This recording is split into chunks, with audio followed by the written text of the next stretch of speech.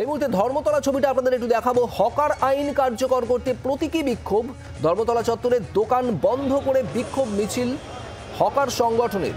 ঠিক কি চলছে সেখানে রণয় তিওয়ারি আমাদের প্রতিনিধি রয়েছেন। রণয়, দেখো শুভদীপ, নিউ মার্কেট সংলগ্ন বা এসএস হক মার্কেট, সেখানকার ব্যবসায়ীরা অবশ্য প্রতিবাদ করছেন। দুপুর 3টে পর্যন্ত তারা দোকান বন্ধ রেখেছেন। এই মুহূর্তে তাদের মিছিল হচ্ছে। দোকানদারদের অর্থাৎ ব্যবসায়ীদের অবশ্য বক্তব্য, তাদের দোকানের সামনে হকাররা বসে গিয়েছে। দিন দিন হকারের সংখ্যা আরো বাড়ছে। তারা এই বিষয়ে প্রশাসনকে জানানো সত্ত্বেও প্রশাসন কোনো কিছু ব্যবস্থা নেয়নি। উল্টে কিন্তু হকারের সংখ্যা আরো বেড়ে চলেছে। পার্কিং এর সমস্যা হচ্ছে, ফুটপাতে হাঁটা চলার সমস্যা হচ্ছে। এর জেরে তারা আজকে আবারও প্রতিবাদে নেমেছে এবং তারা বারবার বলছে যে এদেরকে এখান থেকে সরাতে হবে। উচ্ছেদের কথা তারা বলছেন না, তারা বলছেন এখান দোকানের সামনে থেকে তাদেরকে সরিয়ে কোথাও পুনর্বাসন দেওয়া হোক। অর্থাৎ যে পরিমাণ ডালা, অর্থাৎ তারা যে সমস্ত জামা কাপড় নিয়ে বসেন সেখানে যেটা পরিমাণ হওয়ার কথা তার থেকে বেশি জায়গা জুড়ে তারা বসে রয়েছে। এই বিষয়গুলো দেখার কথা তারা বারবার বলছে। যতক্ষণ না পর্যন্ত তাদের দাবি মানা হবে ততক্ষণ পর্যন্ত ব্যবসায়ীরা ঠিক এইভাবে কিন্তু তারা প্রতিবাদ করে চলবেন। শুভদীপ, অর্থাৎ রণয়, স্থায়ী দোকান যাদের রয়েছে এই নিউ মার্কেট চত্বরে তারাই আজ এই বিক্ষোভে সামিল। একদমই তাই। যে সমস্ত দোকানদাররা রয়েছেন নিউ মার্কেট, এসএস হক মার্কেট, সেখানকার ব্যবসায়ীরা বলছেন তাদের দোকানের সামনে ফুটপাতে বসে পড়ছে হকাররা। আগে হকারের সংখ্যা কম থাকলেও এখন হকারের সংখ্যা আরো বেড়ে গিয়েছে। প্রশাসনকে জানানো সত্ত্বেও প্রশাসন কোনো ব্যবস্থা নেয়নি। তার জেরেই কিন্তু আজকে তাদের এই প্রতিবাদ।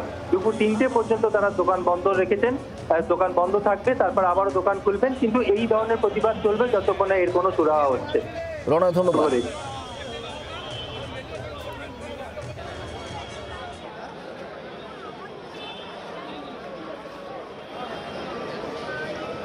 আমরা বারবার বলছি ওনাদের পুনর্বাসন হোক, হকারদের।